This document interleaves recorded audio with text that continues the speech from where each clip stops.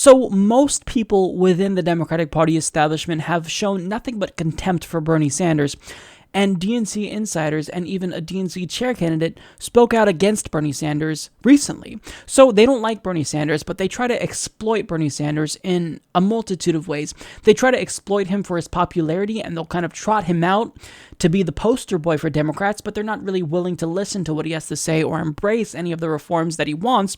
And there's a new way that they're trying to exploit Bernie Sanders. They want him to give up his email list that has millions of people that donated to him. Now, the question is, why would they want this list?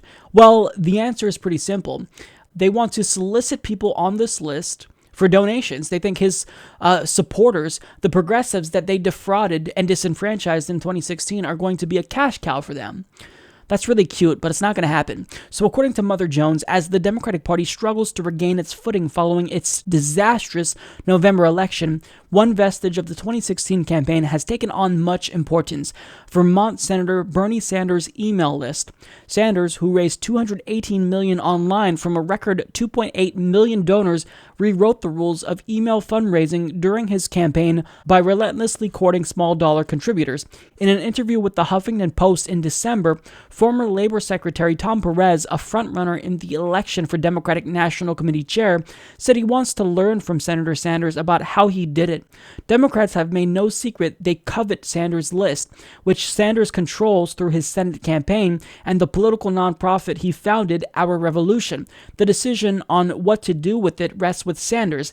Our Revolution won't be giving over the list, says the group's president, Jeff Weaver, who is Sanders' presidential campaign manager. Sanders, for his part, has mostly stayed quiet about the future of the list, which one Democratic consultant referred to as his precious. He told the Washington Post in January that he would cross that bridge when he comes to it. But former Sanders staffers and consultants scoff at the demand for the list. The way they see it, clamoring for access misses the point. The list wasn't the campaign's secret weapon. Sanders was. They keep thinking it's the list, says Becky Bond, who, as a senior advisor to Sanders, helped build the candidate's national organizing operation. It's so crazy. It's like someone who buys a $12,000 bicycle and thinks they can win the Tour de France. So, if Bernie Sanders speaks out and tries to reform the party, then Bernie Sanders isn't a real Democrat. But, if Bernie Sanders has this list that could potentially be a cash cow for the Democratic Party, well, all of a sudden he's a Democrat, and we'd love to have you hand over the list, Bernie. Could you hand over the list, Bernie, please? We need some money.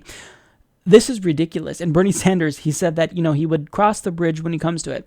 Bernie, don't you dare give them our information, because that would be very, very frustrating. I think it would be a betrayal to your voters, and I don't think Bernie Sanders would do that. But people are making fun of Bernie. They're calling it his precious.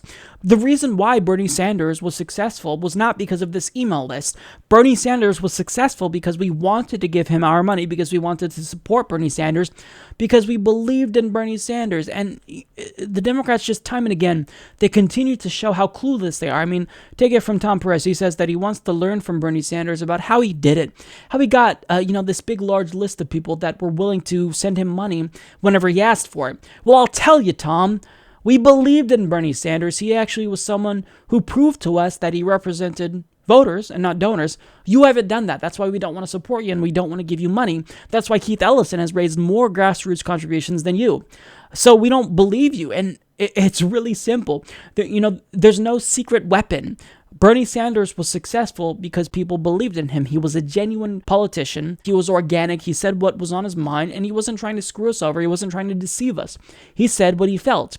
That's why people liked him. And what he said, more importantly, was substantive. Democrats, they're really conflicted right now. They hate Bernie Sanders. They hate progressives because, we're kind of a thorn in their side right now, because they would love to continue to be sellouts to large corporations that contribute to their campaign. And we don't like that. We don't want them to do that. And we're calling them out.